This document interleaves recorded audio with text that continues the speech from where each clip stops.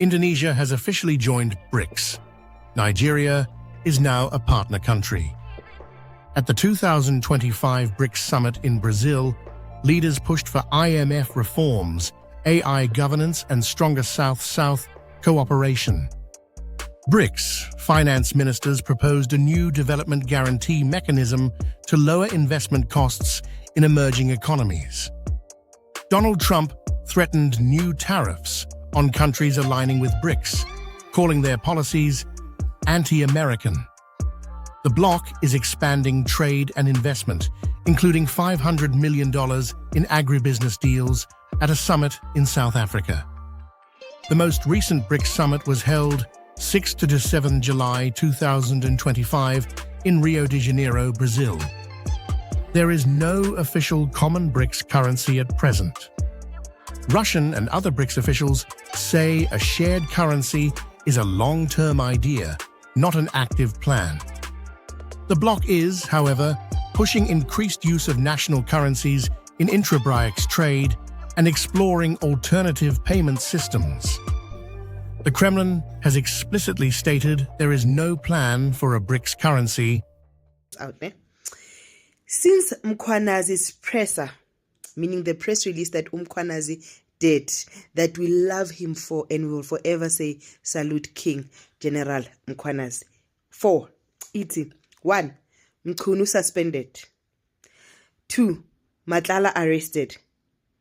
3. Sibiya suspended. 4. Nkabane fired.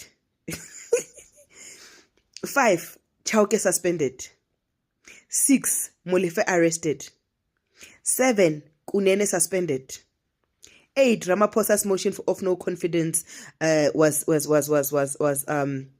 put on the table by the MKP, right? 8. Simelani exposed. 9. Mieni 18 million bust. That 18 million, I'm judging him. I'm literally judging him. 10. ANC US sanctions. 2 weeks, South Africa is a disgrace. No, South Africa is not that. It's not a disgrace. The people that push corruption in our country, while we have trusted them to do justice with this country, are trash.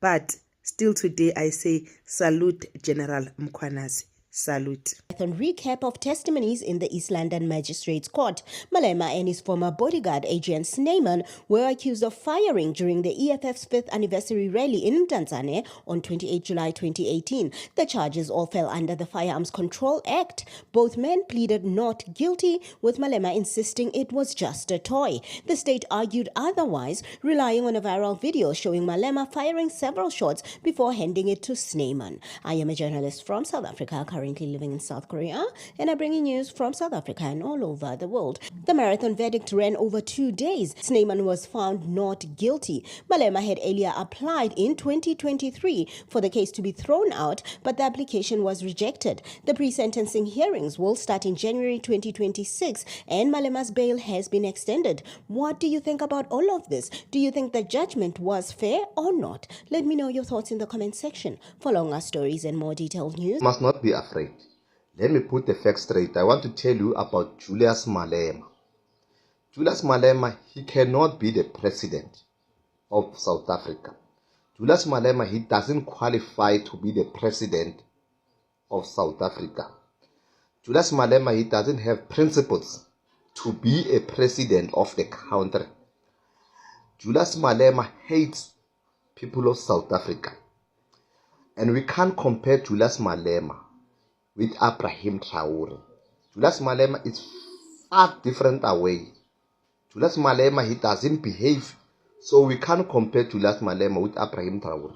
The only example that we can give of Julius Malema is exactly like Eugene Delebranche. That's Julius Malema. Eugene Delebranche.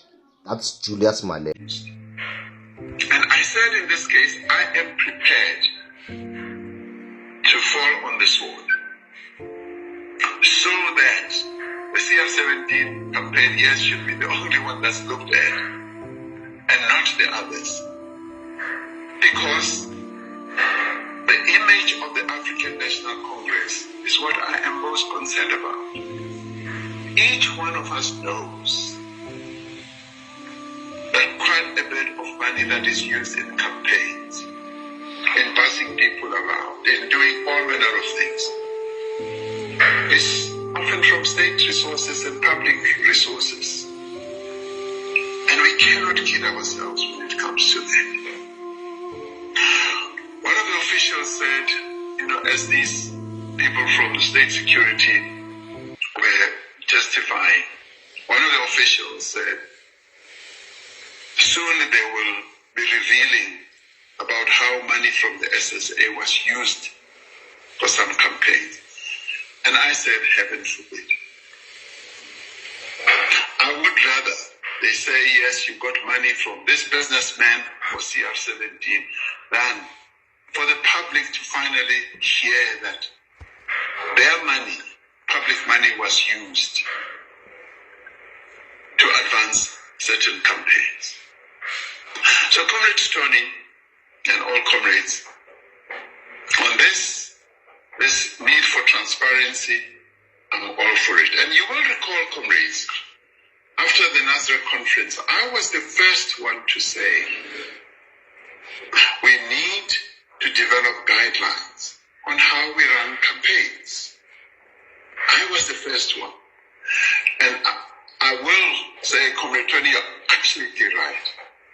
That rule, that decision that was taken, I think it was at the Polokwane conference. And it was at the Mangaung conference, where we said we need now to determine how money should not. The corruption of the ANC predates CODESA, never mind Jacob Zuma's presidency, dated the 16th of March 2019, states. We could go back to the decades before, and how the leadership of the ANC has from the late 1940s been blatantly in the pockets of the Jews of the Communist Party who financed most activities. Like Arthur Goldreich and Harold Welpy were the ones that bought Lily's Leaf Farm, that was to be the first headquarters of MK. It was Joe Slovo who was the first head of MK, for instance. Lionel Bernstein wrote the Freedom Charter. Jews were the legal counsel in cases of ANC leaders, a big example being Arthur Chaskelson and Joel Joff, who were two of the three defense lawyers in the Rivonia trial and were Jewish. Arthur Chaskelson later became the first Chief Justice post-1994. Even the head prosecutor of the Rivonia trial, Percy Utah, was Jewish, and he admitted in 1988 he changed the charge of treason to sabotage so the death penalty could be off the cards. Want to know where the Communist Party Jews got money from? None other than the Oppenheimers and co. This is why CODESA was hosted initially at an Oppenheimer golf estate. And the Oppenheimers are of Jewish descent, and were funded into power by Nathan Rothschild, who funded Cecil John Rhodes's conquest to Africa and the formation of De Beers that became part of the Oppenheimers is Anglo-American. And it's fantastic for De Beers to have played a role in this process and getting us where we are today. Huge things are being done here, and it's particularly important to appreciate what diamonds have done for South Africa. Now the Brics is a break away from white monopoly capital, your South African white companies and Western companies, to making dealings with the Chinese, Indians, and Russians. Zuma started to make this shift from the West when he came into presidency. All the ones who had been sidelined from the feasting and looting, catered for by white monopoly capital prior to the 2007 Polokwane elective conference, came to the party to a dinner served by the incoming Chinese capital and the normal state corruption, of course, as they were to be new deployees replacing the old guard that lost in the Polokwane conference. Cyril Ramaphosa, although one of the biggest beneficiaries of white monopoly capital's BEE, aligns himself with this faction because of his long-standing disgruntlement with Thabo Mbeki. Their history is quite public, starting post-1991 ANC elective conference in Durban, about the choices on who would deputize Mandela in his government presidency post-1994 elections and eventually succeed him. He is the glorious son of white capital, however, so his loyalty to this faction is very questionable. This is the man who white capital made a billionaire by defrauding a man called Sam Malope, arguably South Africa's most successful black businessman during apartheid, and a self-made multimillionaire, in a very nefarious, barbaric process lasting from 1994 to 2001, that involved the United States Trade and Development Agency, Repold, Nedcor, Mercantile Bank and others, and left Sam Molope penniless at the end of it. The article, How Cyril Ramaphosa Stole from Sam Molope, dated May 16, 2017, gives more details. The story of Sam Molope remains one of the most barbaric stories of post-1994 black empowerment deals gone wrong, where a school dropout from Garankuwa became a self-made millionaire. He was the first black man to own a bakery in 1978, if not one of the first black multimillionaires who had to virtually fight for his business legacy. He was involved in a bitter civil claim with now Deputy President, Cyril Ramaphosa, who became the head of Molope Groups and subsequently sold the group and substantially benefited whilst Molope looked over as his hard-earned sweat became a relic of history. In 1995, Washington Post called Bra Sam the rarest of rarities, a black South African capitalist. Now I am not sure if the old man is still alive, but I wonder why his business acumen is not presented as a case study for emerging black entrepreneurs. Molope blamed Ramaphosa for liquidating some of the Molope Group's businesses and selling them to Repold, a company in which Ramaphosa became executive chairman and director. In 2001, Ramaphosa sold the Molope Group shares for 300 million rand to Repold Group. He and four banks, Nedcor, FBC Fidelity, the Business Bank and Mercantile Bank, eventually controlled the Molope Group. In fact, it was even believed Molope's shares were worth more than 1 billion at the time when the shares were sold, and there was insider collusion on the deal. In 1995, before McDonald's even became a highly acclaimed franchise in South Africa, Molope was already in the processes of entering into a deal with McDonald's to sell them rolls. Now the story of Sam Molope goes like this. Molope was born in Rustenburg in 1934. Due to the economic hardship experienced by his parents, he left school after completing grade 10, standard 8. He helped finance his own education by working at a bakery during school holidays and was employed at a bakery in Pretoria after leaving school in 1956. It was during his stint as a foreman baker that Molope learned about bakery production, marketing and distribution. He set out to start his own bakery. He started working in a Pretoria bakery as a teenager and became indispensable to his Greek boss because he could speak Afrikaans, English and several black languages. He was given a chance to learn the business. He soon realized he could run his own. The obstacles were daunting, and he was quoted in 1996 saying, "Blacks in this country have been taught we are second class, and very few of us don't believe it," he said. It will take at least a generation for those attitudes to wear away. He had to battle for 8 years with the apartheid government to obtain a permit to bake bread. When it finally came, there was a condition: he had to set up shop in a backwater rural area where members of his tribe, the Swana, were forced to live because of the apartheid system of separate development. He got his own bakery license in 1978 and started with a small oven which he operated in a backyard room until he was granted a loan by the then Botswana National Development Corporation to start the Garankuwa Bakery, the first black-owned bakery in South Africa. In no time he had built a bakery empire consisting of the Garankuwa Bakery, Rue Molope Bakery in Mabopane, Mamelodi Bakery, Atteridgeville Bakery, Krusty Bakery and Vita Foods, employing about 8,000 people. With this came the need to establish a holding company. The LS Molope Property Investment thus came into being, followed by LS Molope Holdings. He owned 100% of the shares. Sam Molope's woes started in 1994 when the U.S. Trade and Development Agency, TDA, gave him a 200,000 rand grant to finance a feasibility study for his flour mill in Garankuwa. Molope planned to use the flour mill to supply flour to his bakeries and for packaging maize for sale, but needed extra funds to start the mill rolling. The TDA saw the mill as a vehicle to serve the needs of U.S. fast food companies in the region through a black economic empowerment company. Before the TDA donation, Malope had invested 1,2 million rand on land and a small property in the northwest which he wanted to use to produce wheat and flour for his bakeries. As one of the role models of black business in the country, he was visited by an American business delegation led by U.S. Congressman Ron Brown and the U.S. TDA in 1994. He showed them plans for his proposed milling company and took them on a site tour of the land. The U.S. delegation was impressed and Spruce Corporation, the U.S. black-owned Brics Sausage Corporation with vast business interest in South Africa, including Pepsi-Cola, offered Malope $4 million, which amounted to 16 million rand at the time, for a 10% stake in Malope Holdings.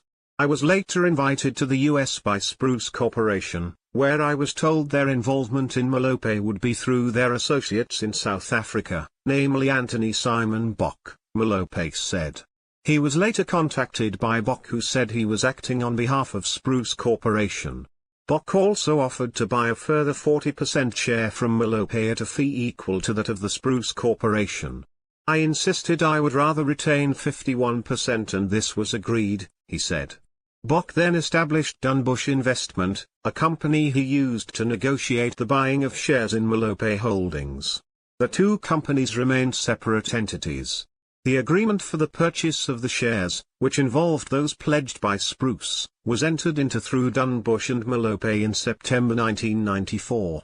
Bok then established the Malope Group Investment, of which he controlled 50% together with Spruce, and he became the Malope Group CEO while Malope became chairman. Malope retained his 100% shares in both Malope Holding and Malope Investment, pending the payment of the 50% shares by Bok and Spruce.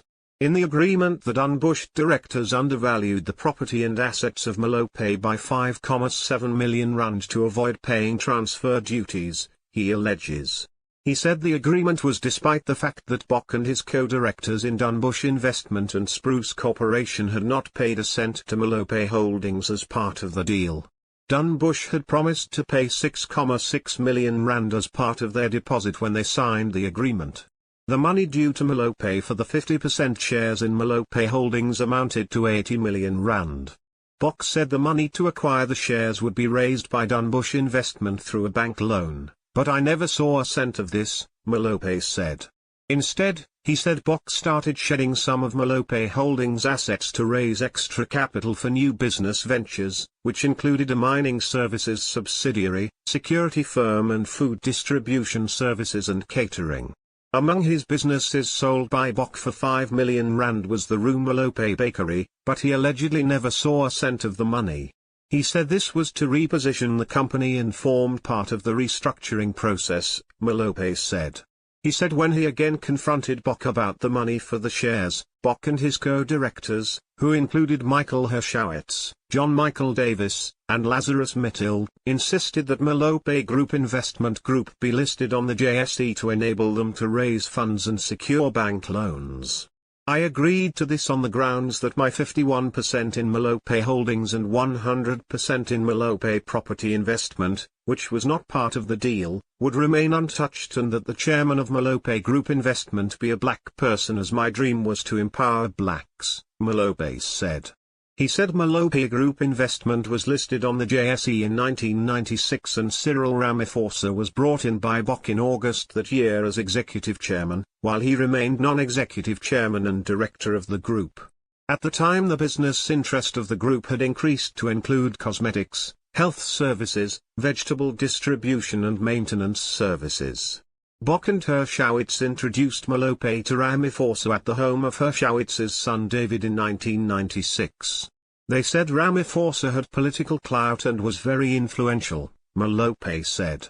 I had personally approached Wiseman and Kulu to become chairman of the group, but he was unable to take up the position. I did not sign any agreement with Ramaphosa when he came in or negotiated his salary or gave him any power of attorney over my shares, he said. In 1995 he owned 4 bakeries and a flour mill, employed 600 people and was competing for a contract to supply hamburger buns to McDonald's, which was planning to open its first restaurants in South Africa in 1996. Ramaphosa said the decision to sell Malope Group was taken at a board meeting and Sam Malope, as one of the board members, had been involved in the decision to sell the company. But how much did Sam Malope, if indeed he agreed, make out of the deal? He was virtually penniless. The story died down in 2003 when Sam, who was then an old man, and Cyril made a joint statement. Sam said, "Mr. Ramaphosa has been supportive and assisted me in ensuring that the outstanding issues between myself and the Malope Group are resolved. With the finalization of the liquidation of the Malope Group, all the outstanding issues regarding Mr. Malope have been resolved and finally laid to rest," said Ramaphosa. But there is the reality in South Africa that between us, there are those who robbed others of their own possessions and made it theirs, and left others to be poor. All I'm saying, let us correct that, not by fighting. The article, Ramaphosa and MTN's offshore stash, dated the 8th of October 2015, states, Emmanuel Meyer, Jeff Mbonga, Francis Kokutsi and Nick Mathiasen contributed to this joint investigation by the Mail and Guardian Centre for Investigative Journalism, Ahmed Pungan, and Finance Uncovered, a global reporting project involving journalists in 54 countries. Shortly after Cyril Ramaphosa left MTN to become South Africa's deputy president last year, he lashed out at companies that make profits disappear by shifting them to low-tax operations where there is little or no genuine activity. But MTN, Africa's biggest cell phone company, moved billions of rands earned in African countries to offshore tax havens while Ramaphosa chaired its board between 2001 and 2013. This was revealed in a joint investigation by Ahmed Pungan and Finance Uncovered, a global investigative journalism network. Most of the money, which MTN badged as management fees, ended up on the Indian Ocean island of Mauritius, where the company employs no staff and appears to own little more than a post box. MTN said this did not amount to a tax avoidance scheme and that it has not actively engaged in any unlawful activities. But it ducked questions about why the fees went to Mauritius in the first place and not straight to South Africa, where the people who provide the management services to its African subsidiaries are located. Furthermore, authorities in South Africa, Nigeria, Ghana and Uganda have challenged MTN's opaque and complicated offshore payments. In Nigeria, the company was forced to reverse 2.5 billion rand in payments, and the Ugandan tax authorities have demanded that it repay more than 100 million rand. The fees are currently frozen in both Nigeria and Ghana. This information comes at a critical time for companies like MTN. This week, the Organization for Economic Cooperation and Development released proposals for new rules to combat tax dodging by multinationals. Ramaphosa declined to answer questions. Multinationals routinely pay management fees to other companies in their group. They often find it more efficient to centralize functions such as human resources management, procurement, and legal and finance services. MTN told us it uses two such shared service centers, one at its South African headquarters and the other in the Dubai International Financial Center, a free trade zone with a 0% tax rate.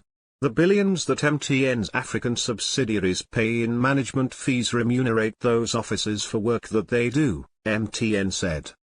Last year, it emerged that, while Cyril Ramaphosa was a member of Lawnman's board, the company moved millions of rands in platinum revenues from South Africa to tax-free Bermuda.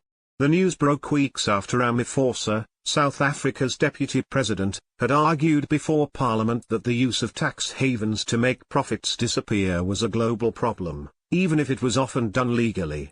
He said the South African government was grappling to stem these offshore flows. The company's official filings and annual reports make it clear that repatriating earnings as management fees and other offshore remittances has been a central pillar of MTN's strategy. But Ramaphosa washed his hands of the matter when asked to comment. His spokesperson, Ronnie Mamipa, referred all questions to MTN, saying, "The government's position on the broader question of tax evasion has been clearly articulated by the Deputy President and other government leaders in Parliament and on other public platforms." To give some background on the Marikana massacre. At the time, Cyril was a non-executive director of Lawnmen. His company Shanduka was a minority shareholder in Lawnmen, so this meant their profits were very much part of his business too. A series of emails shared between Ramaphosa and Lawnmen's board just a day before the massacre shows how eager he was to end the conflict. However, the language he chose seemed to indicate he favored a heavy-handed approach. Ramaphosa demanded that concomitant action must be taken against the miners, the action naturally associated with a situation like this. He also referred to them as plainly dastardly criminals. He sent his emails on the 15th of August 2012, just a day before the 34 were gunned down. His choice of language, and subsequent suggestion that then Minister of Police Noti Mtetwa would be getting involved, has always been a sticking point for his critics.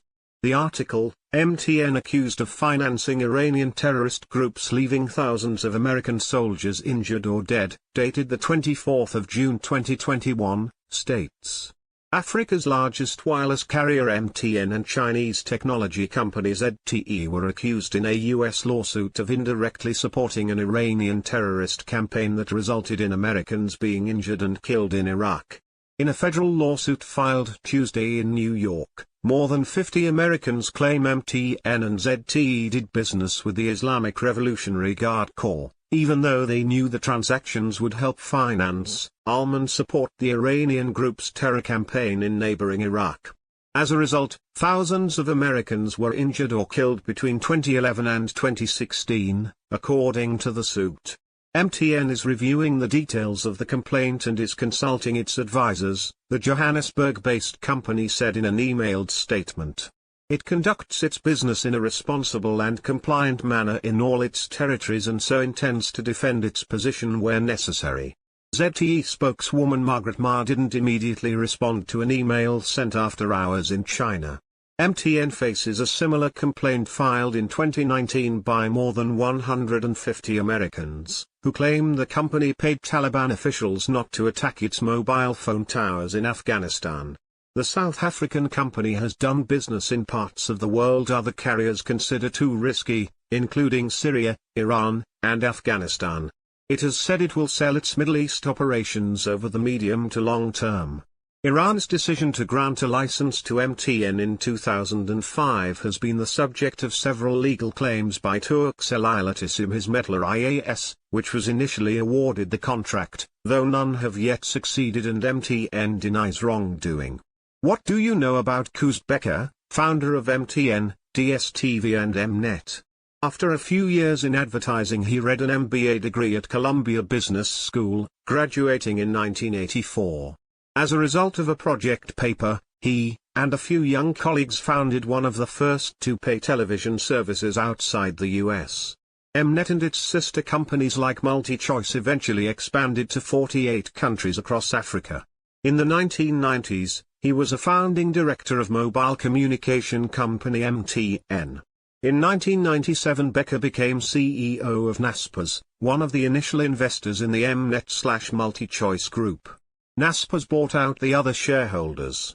During his tenure, the market capitalization of Naspers grew from about $1.2 billion to $45 billion.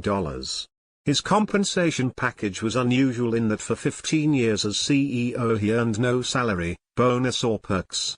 He was compensated solely via stock option grants that vested over time.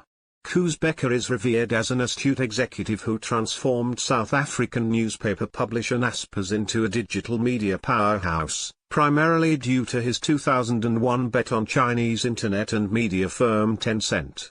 In 2001 Naspers Limited put $32 million into the then obscure web company called Tencent.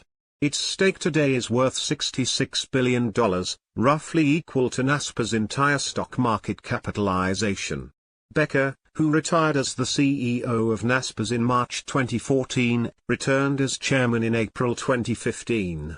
Over the summer of 2015 he sold more than 70% of his Naspers shares.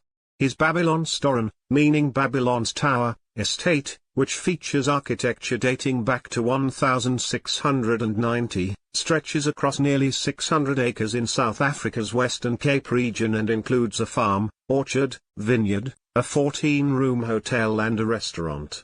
Becker has always played a significant role at NASPERS, formerly Nationale Pers, National Press, leading the founding team of Mnet in 1985. By extension, under his leadership, he pioneered the development of Mnet, SuperSport, MultiChoice's satellite television as well as MWeb, and subsequently directed NASPERS from a small media company, to a multinational media giant with diverse media interests in many markets. NASPERS has interests in internet, pay TV, magazines, newspapers, books and private education, as well as investments in China, India, Russia and other countries across the globe. Becker headed massive investments into emerging market internet companies which, in recent fiscal years, have been paying off for the media company, with massive profits and returns to investors. These investments include stakes in China's internet and instant messaging leader Tencent Holdings, Russian internet giant Mail.ru, and Brazilian magazine publisher Abril. Becker has not only been involved in the South African media landscape, but has also been a part of other growing and significant sectors of the country. He was a founding director of Africa's largest mobile network operator, MTN, which was established in 1994, and continues to serve as director for Media24 and MultiChoice.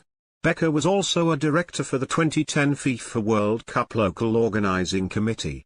He is married to the editor of South Africa's Elle Decoration magazine, Karen Roos, with whom he renovated Babylonstoren, a sweeping 560-acre wine estate in the Drakensberg Valley. It states in the article, "Should Maria Ramos be in the Public Investment Corporation?" dated July 12, 2019. Maria Ramos, the former head of Absa Group Limited, has been appointed to the interim board of the Public Investment Corporation. She served as the Director General of National Treasury from 1996 to 2003, Group Chief Executive of Transnet Limited till February 2009, during which she oversaw the sale of the parastatal's stake in telecoms titan MTN and the V&A Waterfront, and then in March of the same year, took the helm of Absa as Group CEO. She was a non-executive director on the boards of Sanlam Limited, who is invested in the PIC, Johan Rupert's Remgro Limited, which PIC owns a stake in, and Sabmiller plc, whom PIC bought a controlling stake of Distel from, outbidding Remgro, who currently own 30.65% of Distel. She is currently a member of the board of Johan Rupert's Richemont SA. She was also the chairperson of the Banking Association of South Africa until June 2018, is a member of the Executive Committee of the World Economic Forum's International Business Council and sits on the board of Business Leadership South Africa. In 2008, the world was forever changed by the crash of the global market. Many lost their homes and savings. It was also the year that Maria, then Group CEO of Transnet Limited, married then Minister of Finance, Trevor Manuel. In 2014, Trevor Manuel, struggle icon, media darling, the best Minister of Finance we ever had, one of the good guys, joined Rothschild and Company, the Rothschild family's South African division.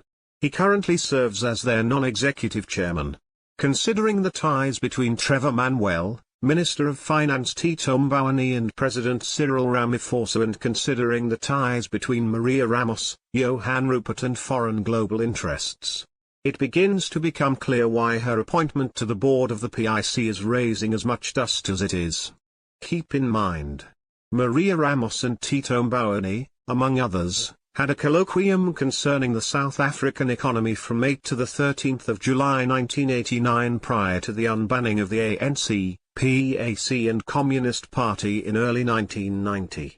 As, negotiating liberation, how failing to do the maths cost a country its stream, states.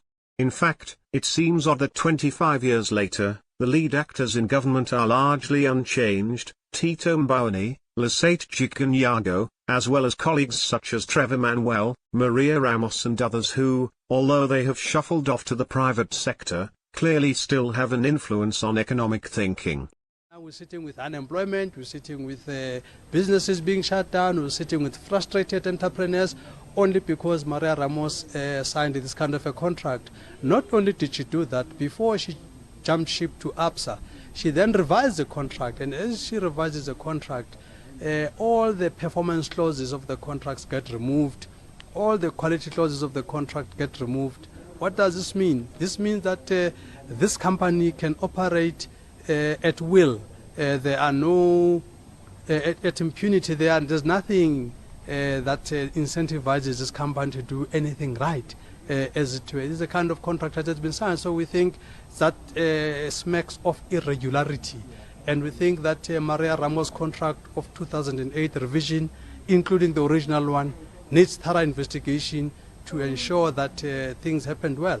And it as it so happens, National Treasury, again, is at the center of this, because they would have had to approve this kind of transaction. Where was Trevor Manuel? That was in his time, you know. Trevor Manuel, who, by the way, as you know, is the husband to Maria Ramos, was also at the center of this. What did this couple actually do, and so on? So we want a proper investigation on this matter.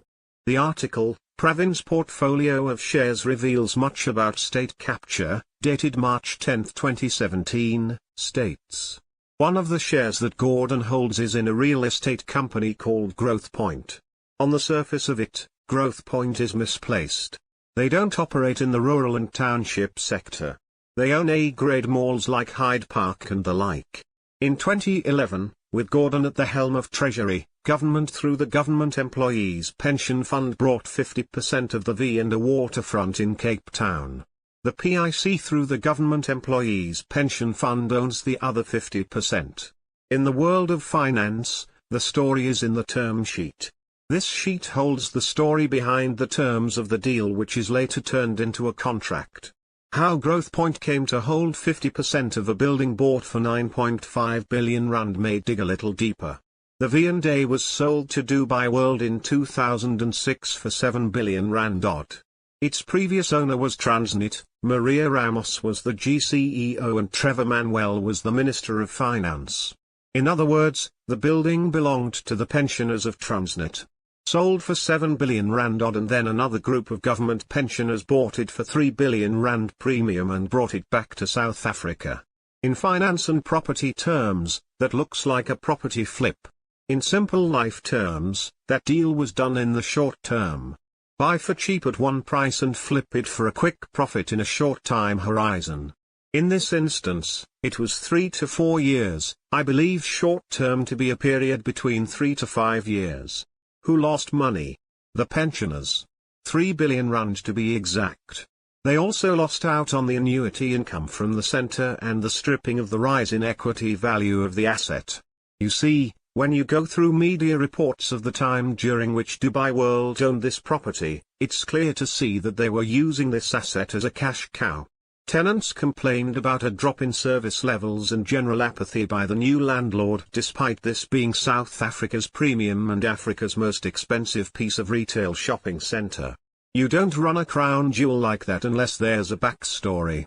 In any case, even with the bad management, the property value went up. And this was during a recession. Here's a business question: would Growth Point buy this property at a loss?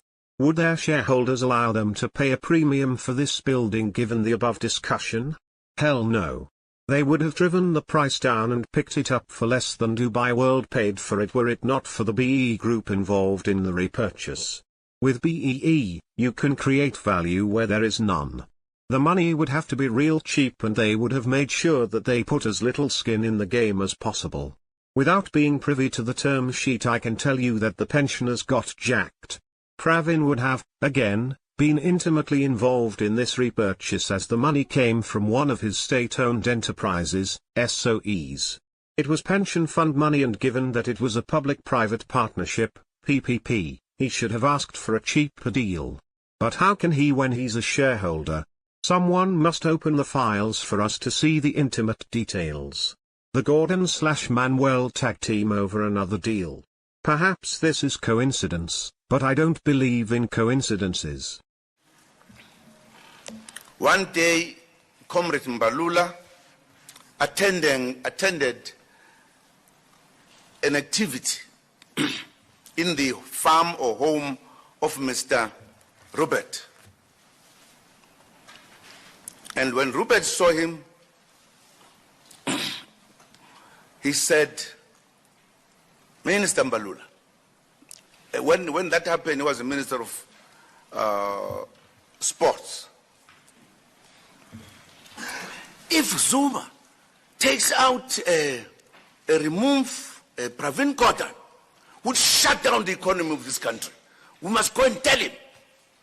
And indeed, Mbalula came to tell me. I said, but what he has to do with us? I didn't know that he's a member of the ANC to decide how the ANC must deal with these matters. What is his problem? I said, go back to him to say that's his problem. But he said, we'll shut down. We'll make the rand flat on the ground.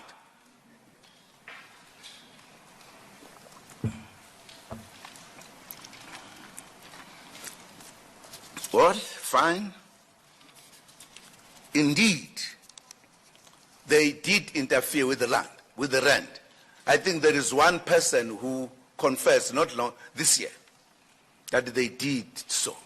And I knew even at that time it was a deliberate move. Part of the agenda. Coming back to the article, the corruption of the ANC predates CODESA, never mind Jacob Zuma's presidency. Trevor Manuel is on the Rothschild payroll, and his wife Maria Ramos heads Barclays Africa. Never take him seriously. Besides, he was Minister of Finance who did a neoliberal job so well, the World Bank headhunted him.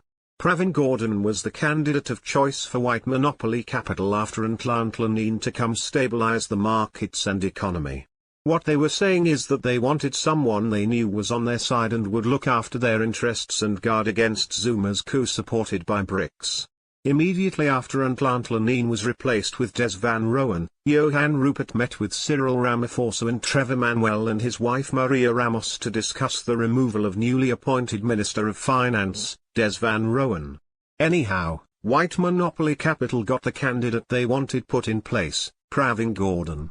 However, to fully understand Pravin Gordhan's relationship with white monopoly capital, we must go back to CODESA.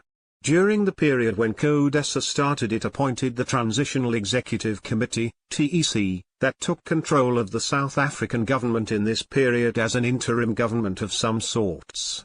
This TEC comprised of a few leading ANC leaders and the ruling National Party. During this time, South Africa faced a balance of payments difficulty in 1993, which was the result of a siege on the economy by the apartheid regime.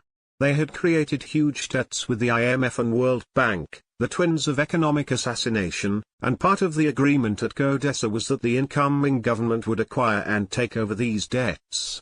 The Transitional Executive Council Subcommittee on Finance included the likes of, wait for it, Trevor Manuel, who went on to become Minister of Finance and is now head of Rothschild Africa. Maria Ramos, who went on to become the Director General of the National Treasury, left to be CEO of Transnet SOC, and is now Barclays Group Africa CEO. Pravin Gordhan, chair of CODESA from 1991 to 1994, and went on to become Commissioner of SAS from 1999 to 2009, the year Jacob Zuma appointed him Minister of Finance. He currently serves a second term in the ministry after Nene. Tito Mboweni, who was to become the first Minister of Labour in Mandela's cabinet, then from 1999 became Reserve Bank Governor until 2009, currently International Advisor for Goldman Sachs International. The TEC, led by Thabo Mbeki, accepted, on December 1, 1993, an $850 million loan from the International Monetary Fund, IMF, signed first by South Africa's current Minister of Finance, Pravin Gordhan. Into a room so silent before. This is very... Oh, don't laugh, you're not allowed to do that. You know what, just have a good time. And if you want to applaud, you applaud. And if you want to do anything you want, you can do anything you want. And if you don't like what I'm saying, you can leave the room. Of course, there goes your rank, there goes your future. But you just feel nice and loose, okay? Because we're all on the same team. And I was told that, sir, you won't hear a murmur in the room. I said, we got to loosen these guys up a little bit. So you just have a good time. But I want to thank Secretary Hegseth and General Kane, General Raisin Kane for a reason, they call him that. When I heard his name, I said, you're the guy I'm looking for. The Joint Chiefs of Staff and so many others in this room who together represent the greatest and most elite fighting force in the history of the world, the United States military. We're very proud of our military. I rebuilt the military during my first term. It's one of the greatest achievements. We had the greatest economy in history, and I built the military. Those are the two things I say more than anything else. And I also kept us safe at the borders. We had very good borders. We didn't have people coming in from jails and prisons and everything like took place over the last 4 years. They'll never forget what happened to this country over the last 4 years with the incompetence. There could be no higher honor than to serve as your commander-in-chief. It is a great honor. I look at you, you're just incredible people. Central casting, I might add. To each and every one of you, I thank you for your unwavering devotion to the armed forces and to the country that we've all sworn a sacred oath to defend. We all have that oath, every one of us. I'm thrilled to be here this morning to address the senior leadership of what is once again known around the world as the Department of War. I know Pete spoke about it. He gave a great speech, I thought. Great speech. I don't want him to get so good. I hate that. You know? No, I hate it. I almost fired him. I said, you can't, I don't want to go on after that. No, he gave a great speech, but he talked about Department of War. We were sitting there. I said, didn't it used to be called the Department of War? And he goes, yes, sir. They changed it like in the early 50s. So we won the First World War. We won the Second World War. We won everything in between and everything before that. We only won. And then we went, in a way, woke. That was probably the first sign of wokeness. And we changed it to defense instead of war. And I said, what do you think? How do you think if we changed it back? Would that be a nice idea? And Pete loved it immediately. Some people thought about it. You know, they gave it a little thought. But in the end, we did it. And I have to be honest, it's so popular. I thought it would be met with fury on the left, but they're sort of giving up, I must be honest with you. They've had it. They've had it with Trump. They've been after me for so many years now. Here we are. We're in a worldwide and galactic revolution. I'm Alex West, and today is a beautiful day in East Kootenays, October the 3rd. Let's get with it. Fake news media is now 100% controlled by the Patriot military. There is 600 Patriot JAG military, along with their military backups, that are inside the inner circle of Washington and arresting globalists and Zionist lobbyists and starting tribunals. Most will be televised via the EBS, and that will be on their time limit or timeline. It's basically checkmate. Now, I want to say I really am excited about everything that's unfolding right now, based on all the research that we are doing, the Patriots and the Starseeds and all the digital warriors out there. These are very exciting times right now. So entertaining, and it's just going to get better and better. And I do pity the people that are not woken up to what is being made in history. And history is being made right now. It's really, really exciting. Now, the shutdown was actually a switch from the old fiat currency to the new global-backed currency. And this is what is happening now. Everything that's being done is basically in order to shore up and bring everything together into our new world and leaving the old world behind, as we know about the movie. The Federal Reserve and the Treasury Department, with this shutdown, will allow all the money from those two departments to be shipped over through the quantum financial system in the vaults that are happening there. And lots is happening that way.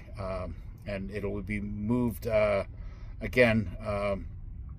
Teams of Patriot military are entering office buildings and removing significant or sensitive DNC documents and hard drives along with servers. Decades of fraud and corruption is being unveiled right now. So I'm going to say, quite frankly, that this is going to take years to watching these tribunals continue on. I'm saying, you know, maybe 5, 6, 7, 8 years, you know, but it doesn't stop the QFS from moving forward. We are all the light workers and patriots are all moving forward into the new world, and the apocalypse and what the dark elements have been doing to us is now being done to them, and this will all be on you know, TVs, and it'll all be basically exposed. It'll get to a point where we'll be just getting sick and tired of watching tribunals. Now, the old system is being quietly shut down. When all this goes live, humanity will see all the lies and corruption, and at that point, we hope that there will be a lot of people have woken up. I know there's a lot of people on the fence right now, and they're, you know, they're just waking up now to a lot of things, you know, just by saying, yes, the government's corrupt. They don't know really what the problem, you know, what the corruption is all about, and they don't know where to search into. But, you know, a lot of questions are coming my way, and, you know, it's, you know, humanity is coming around. Basically, now, Trump says go. This means that everything that is gone into the shutdown of the government is given the go-ahead to take down everything that the deep state has built for generations. If your phone chirps 3 shorts and 1 long, this is within the 73 hours or 72 hours of that, you will see or listen to more comms coming down either through your message phone, you know, line, or your email. So, and you could go maybe check your spams. Keep your emails clean as you can, so when this does come off, you'll know, you'll be able to identify it. Now, this is going to be first, it's going to be the people getting notified that has foreign currency, and how they know that is because people that have gone into banks, so on and so forth, and other exchange centers and collected their money. Everything's being data collected, and you know, right up to this point, it's a monumental task, but they will be notified first. And the people that didn't have foreign currency or anything like that, they'll maybe ask you right away, do you have foreign currency or not? And then, of course, you'll be put back a little bit as far as the date schedule, as far as your notification and schedule to go in there to get all your new funding. But don't worry about it, folks. I mean, we've got a lot of good things that are happening. Checks are going to be coming out in the mail. I believe that they've got a lot of that, especially for the seniors. They're going to get their boost right away. Now, I want to just point out something here. If the, you know, Canadians would have kind of woke up to what was going on here, and instead of, you know, doing the stupid shit they've been doing, they could have been all a part of this. And I don't know if we're going to be a part of this jubilee that the Americans are going to be experiencing very shortly, or do we have to wait down the line, you know, because you know, of our ignorance and stupidity, that we failed to, you know, I mean, we failed miserably. And are we going to pay for that because of, you know, is everybody going to, you know, I don't think I will, because I bought foreign currency. So I think I'll go into that first basket. But anybody else that, you know, in Canada, that, and really around the world, that did not buy foreign currency, because that's got nothing to do with the QFS or anything, you know, you're going to have to wait. Wait for the, you know, the QFS and the EBS and all this other stuff. The people that have bought silver and metals, silver, gold, anything like that. I mean, that stuff it's rising, $1, $2, $3 a day. Gold is going up $15, $25, $30. There's people out there making $4,000 or $5,000 a day just watching their metals go up. There's other people out there that have bought a pile of foreign currency that they're going to get called in first. That has nothing to do with any of the NESARA GESARA, so they'll be getting paid off next. And of course they'll have to sign an NDA, keep your mouth shut, and of course carry on with your life, along with and I'm going to get into all this NESARA GESARA stuff, or when you have to go in to the thing, because I did mention at one time before that these are the protocols that you should go through when you enter into the redemption center. Now, one more note that I want to put before I forget. If there is money that you have bought foreign currency and the banks are saying, oh, it's on the Forex now, and these are the rates, blah, blah, blah, right? Just wait. Wait till you get the call from a redemption center, because, they could be giving you $1, $2, $3, say for the Vietnamese dong, in the bank, or what they call a bank. I don't know how that's going to work. I mean, any of the banks that get through their what do you call it? Well, any of the banks that get Basel III compliance passed, they're going to be trying to, exchange your foreign currency, but they're only going to give you $2 or $3 for it, if that. At the redemption centers, I heard that the Vietnamese dong could go as high as $8, $9, and the Iraqi dinar could be up to $16 for every dollar, and that's all going to be paid back in gold-backed currency. So just remember that. Yeah, I know there's just so much to go through. Okay, stay ready. Many will be totally asleep to this. Okay, 90% of the planet's going to be totally in shock about what is about to happen, and but the people that have awakened, the people that are in the know of what's going on, you will be calm as ice and cool as ice to accept everything that's going on, and it's okay to say, listen, this will be over quickly. I mean, keep people calm wherever they can. We do not want people to lose their minds and do something stupid and foolish, when we could have maybe calmed them down some way. Okay, so Kash Patel is cleaning out Washington's offices right now. He sent in his FBI agents, and they're cleaning up everything. October the 14th. October the 14th will be designated World Quantum Day. What does that mean? It means that October the 14th, a lot of things are going to happen, according to the military, according to Earth Alliance, and where I'm getting these reports from.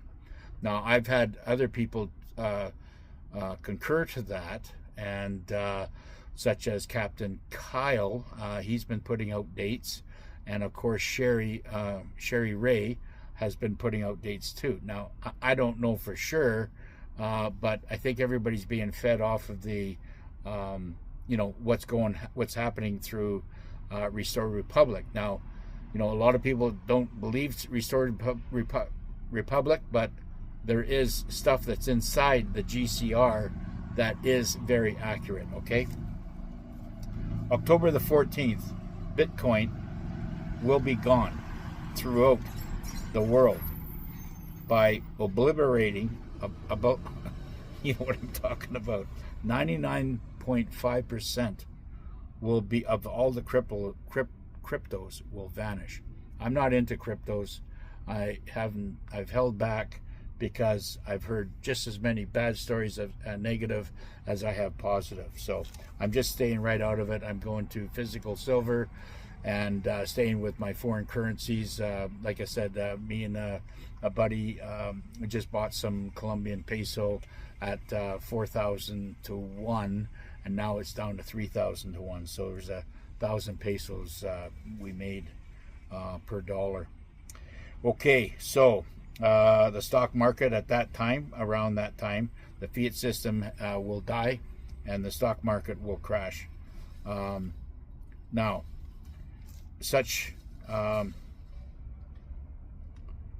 this situation there basically will shut down and kill the cabal's fiat systems around the world once that stock market crashes in the United States.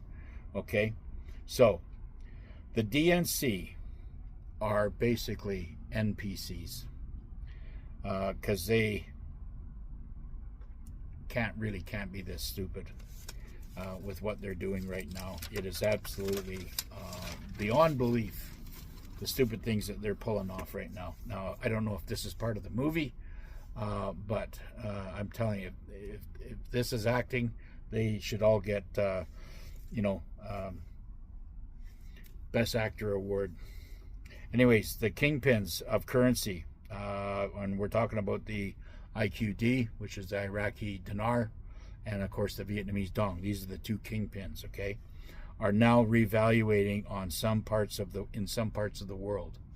This is very, very important. Now, people can, fly over to that whatever country they're revaluating and get some exchange for it happening for that, and it's okay if you got a pile of it. But really what we have to do is we got to wait. Any currency holders that hold those two currencies must wait. Now, there will be in that first basket, I think there's 10 or 12 different currencies around the world. Those are two of them, and I believe that the Venezuelan bolivar will be active as well, but they're getting all that ready. But really, everybody has to try not to be tantalized or be coaxed or influenced into the banks because they're going to give you a much lower rate. Now, I'm thinking that, hey, listen, maybe we could take a little bit of money into the bank and get exchanged just so we get some money. I don't know how that's going to work. If you do a revaluation once, are you only allowed one time? I don't know. Are the banks and redemption centers different? I mean, I don't know how that's going to work. So I'd be just, willing to ask the banks at that point, just say, if I, hand in this much, is it going to affect my redemption when they do give me a notice? And that's what I would do. I would ask them that question directly. Please wait for the redemption centers, though. Notifications will get to you. Okay. The excellent rates of the U.S. Also the U.S. debt clock has hidden secrets on the gold and silver. Somewhere in the silver lining, gold lining, there is some secret numbers of the real rates that are in there that they're going to be. I suspect that silver will be, around, I believe gold is going to be around $10,000 an ounce, and I believe silver is going to be around $1,600 an ounce when they do announce that. That's basically what I'm seeing on that U.S. debt clocks right now. I think when that comes out and becomes public for the public, I believe that those rates will automatically jump into those into those rates, and that will be publicly announced in around the EBS time. Selling out South Africa one Brics handshake at a time. Unemployment in South Africa is still hovering around 32%, one of the highest in the world. Eskom, the energy crisis continues with stage 6 blackouts crippling industry and your daily life. And what about public infrastructure? It's decaying. Over 60% of municipalities in South Africa are financially distressed. And what about crime? Well, criminal syndicates dominate townships, while our SAPS is riddled with political interference. And you've all seen recently the public testimony by our courageous General Mkhwanazi. Now, today I'm going to look at two things. I'm going to explain how Trump's Mideast plan rewired the board and how it puts British warmonger Tony Blair in the bullseye. And second, I'm going to show you that the government shutdown fight is really a Federal Reserve fight in disguise. If you want to end this endless shutdown theater, you have to cripple the Federal Reserve, not the government. So let's start with Trump's Mideast peace plan. Even establishment outlets admit that what Trump has put together is unprecedented. The Washington Post's David Ignatius, who is a longtime conduit for the intelligence community and not a MAGA fan, recognized that in his piece. He said, "That sense of no exit has conditioned the Israeli-Palestinian conflict for over 45 years. I've been watching horror upon horror in this region. The door to something different seemed to open slightly on Monday. On this, Trump deserves the credit he craves. We can only hope and pray that he and his new coalition of Arab and Israeli allies will keep pushing." Now, here are the main points of what Trump did differently. He broke the rules. He negotiated outside the war. The government shutdown you're seeing is not chaos, it's strategy. It's designed to expose corruption, restore the republic, and dissolve the old corporate system. That's the nuts and bolts of everything we've just witnessed over the past few days. This moment is not an end, it's a beginning. It's ushering in a new world. One based on transparency, fairness, and restoration. We are moving into NESARA/GESARA principles, common law and true justice, fair trade and currency equality, healing technologies via medbeds, the EBS and global disclosure, and so much more. Stay calm and encouraged. The plan is unfolding right in front of you. Please like and subscribe if you find this content helpful.